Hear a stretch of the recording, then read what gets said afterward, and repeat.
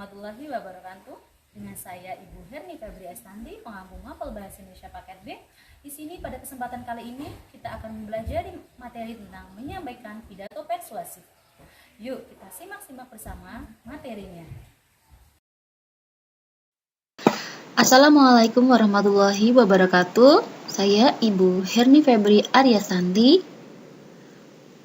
Pada kesempatan kali ini saya akan bahas pembelajaran bahasa Indonesia dengan bab menyampaikan pidato persuasif. Menyampaikan pidato persuasif. Pidato persuasif adalah pidato yang berisi ajakan kepada masyarakat untuk melakukan sesuatu.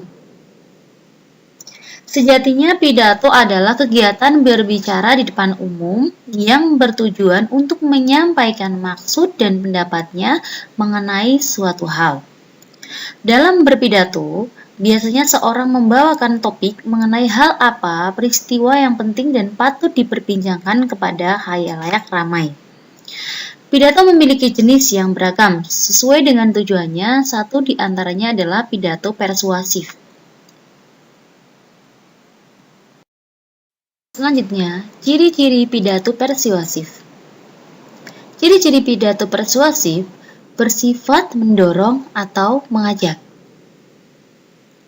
Yang kedua, reaksi yang diinginkan adalah membangkitkan emosi agar pendengar menyetujui dan meyakini, dan mungkin membangkitkan timbulnya tindakan tertentu pada pendengarnya. Selanjutnya, menggunakan kalimat-kalimat yang bersifat membangun. Yang terakhir, menyertakan topik permasalahan yang akan dibahas dan dijelaskan. Tujuan pidato persuasif. Pidato persuasif bertujuan ingin mengajak, membujuk pendengar agar terpengaruh terhadap isi pidato yang disampaikan.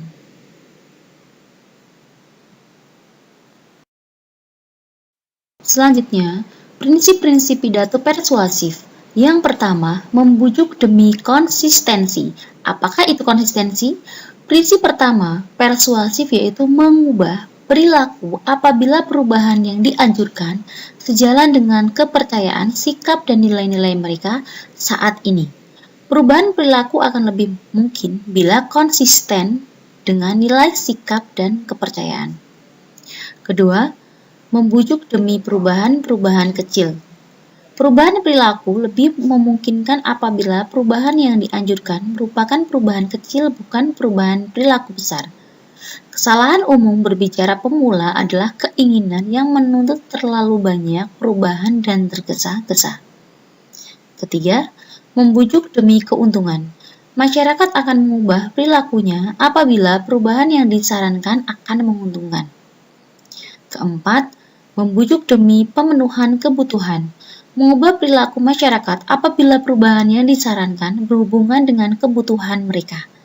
Yang kelima, membujuk berdasarkan pendekatan gradual atau sedikit demi sedikit.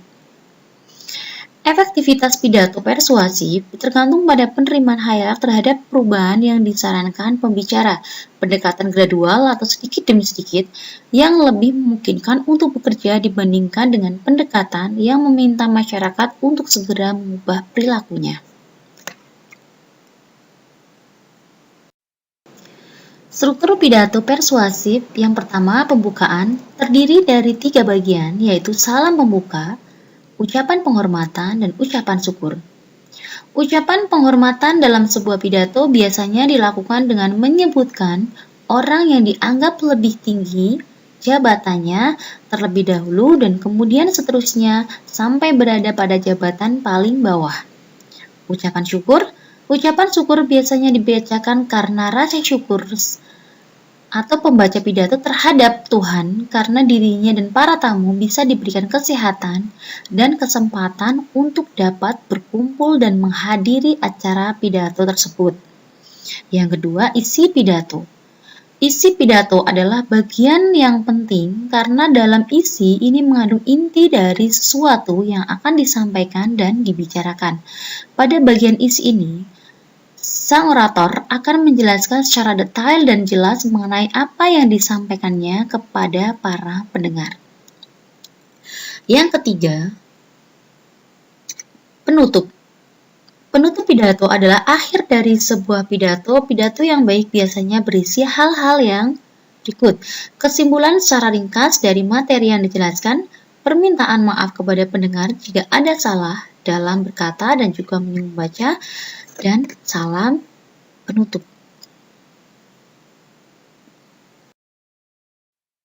Langkah menulis pidato. Pelajari topik. Ketahuilah dalam pelajari topik yang akan disampaikan, lakukan kajian sebanyak mungkin hal-hal yang berkaitan dengan topik tersebut. Luangkan waktu untuk membaca buku mengenai topik yang akan disampaikan. Catat berbagai data dan sumber penting yang dapat digunakan untuk membuat argumen. Pahami tujuan. Pastikan tujuan yang ingin dicapai dapat dipahami dan sesuai urgensi topik ya. Pahami audiensi. Pelajari siapa audiensi yang akan mendengarkan pidato. Setiap audiensi memiliki kebutuhan tersendiri. Dari materi yang saya bahas pada pembelajaran bahasa Indonesia, jika ada yang akan ditanyakan, bisa langsung hubungi saya dengan cara WA atau saat tatap muka, karena pada posisi sekarang ini kita dipusatkan untuk daring atau menggunakan media online, jadi belum bisa tatap muka. Jadi pada kesempatan ini, saya mengucapkan terima kasih untuk para ibu, bapak yang sudah mengikuti pembelajaran pada kali ini. Apabila ada kata yang kurang berkenan atau ada pembelajaran yang mungkin belum kalian memahami, bisa ditanyakan, saya mohon maaf yang sebesar-besarnya. Wassalamualaikum warahmatullahi wabarakatuh. Tugas, buatlah satu pidato persuasi bertema COVID-19. Selamat mengerjakan!